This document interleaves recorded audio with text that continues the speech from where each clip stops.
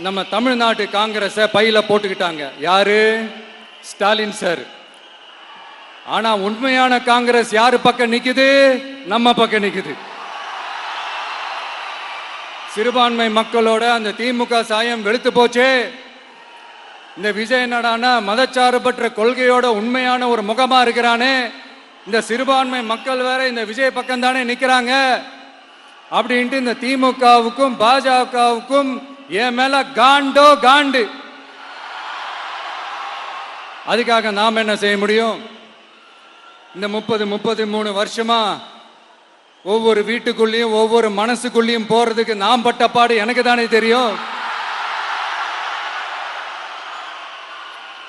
அதனாலதான் நான் முன்னாடியே சொன்ன மாதிரி கட்சி ஆரம்பிச்சுட்டு ஒவ்வொரு வீட்டுக்குள்ளேயும் நான் போல, ஒவ்வொரு வீட்டுக்குள்ளேயும் போனதுக்கு அப்புறம் தான் கட்சியாவே ஆரம்பிச்சிருக்கேன்.